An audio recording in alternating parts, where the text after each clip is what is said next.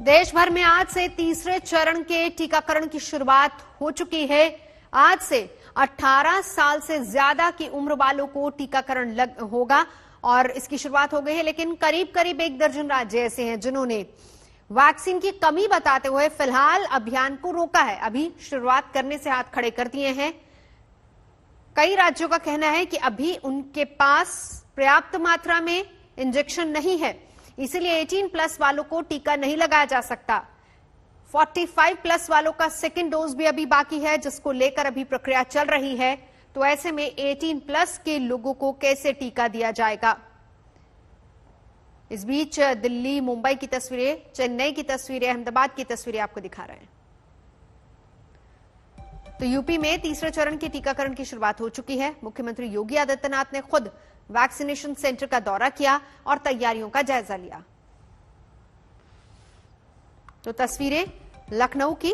UP में तमाम उन जगहों पर आज 18+ के टीकाकरण की शुरुआत हुई है जहां पर सबसे ज्यादा कोरोना के मामले हैं, जिसमें लखनऊ सबसे ऊपर है।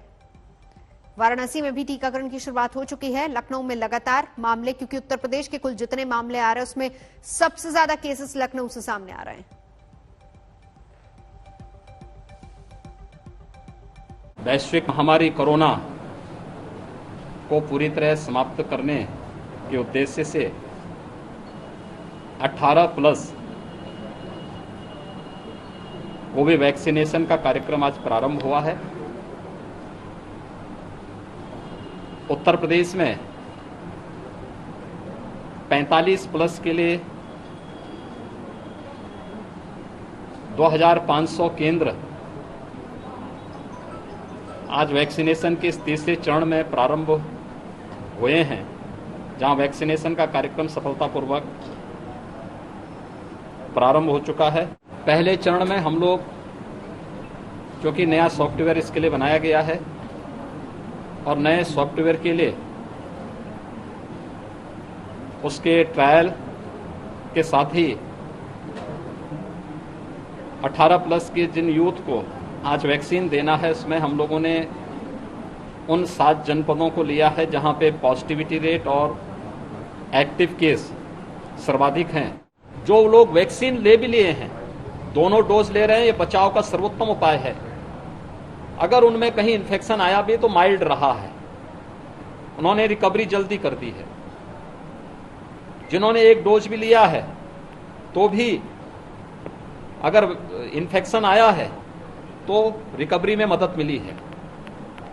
लेकिन वैक्सीन लेने के बाद भी हमें मास्क का और 2 गज की दूरी का पालन करना होगा।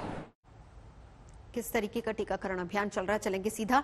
मेरे तमाम सहयोगी हमारे साथ मौजूद हैं। अलग अलग राज्यों का हाल और तस्वीरें लगातार हम आपको दिखाएंगे। गोपी मेरी सहयोगी इस वक्त हमारे साथ अहमदाबाद से मौजूद हैं। इसके अलावा मेरे 2 सहयोगी और हैं, पंकज मेरे साथ हैं और सुशांत मेहरा मेरे साथ हैं। सुशांत, दिल्ली का हाल बताइए। अरविंद केजरीवाल ने हाथ खड़े कर दिए, लेकिन दिल्ली में अभी फिलहाल क्या टीकाकरण की शुरुआत हुई है?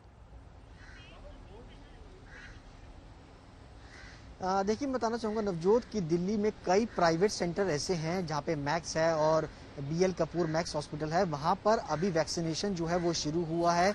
कई लोगों का जो रजिस्ट्रेशन, यंगस्टर से जिन्होंने 18 साल से ऊपर की उम्र है, उन्होंने रजिस्ट्रेशन कराया था, उनका वहाँ पर रजिस्ट्रेशन हुआ और उसके बाद उनका वैक्सीनेशन जो है वो फिलहाल किया गया है। इसके अलावा सेंट्रल गवर्नमेंट के एम्प्लॉय जिनकी 27 साल की उम्र है, मैं इस वक्त मौजूद हूँ डिस्पेंसरी में। यहाँ पर भी कई यंगस्टर्स जो हैं जिनकी 18 साल से ऊपर की उम्र है, वो वैक्सीनेशन के लिए यहाँ पर पहुंचे हैं।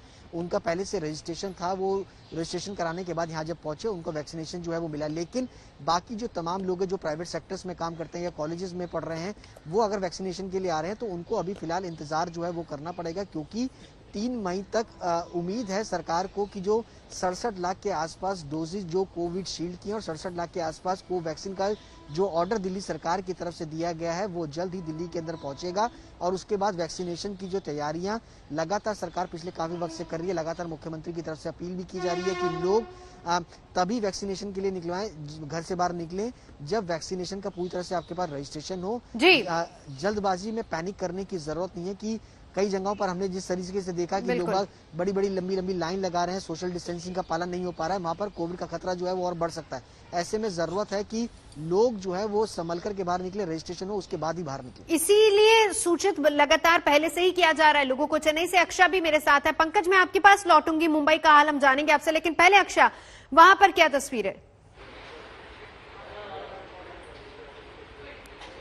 नवजोत, हम देख रहे हैं कि तमिलनाडु सेक्रेटरी जे राधाकृष्णन ने बताया कि तमिलनाडु टॉक्स नहीं कि इसकी वजह से 44 लोग हैं उनको वैक्सीनेट करने में ज्यादा मुश्किलें, सिर्फ रजिस्ट्रेशन के बाद ही उन लोगों करने का सोच है कि एक हॉस्पिटल है चेन्नई में जहां पे हम देख रहे हैं कि वैक्सीनेशन 18 ग्रुप के लिए हो रहा है, वो है अपोलो हॉस्पिटल, और हम वहां पे हैं अभी, और हम यहाँ पे देख सकते हैं कि लोग जो 44 से कम है वो भी यहाँ पे।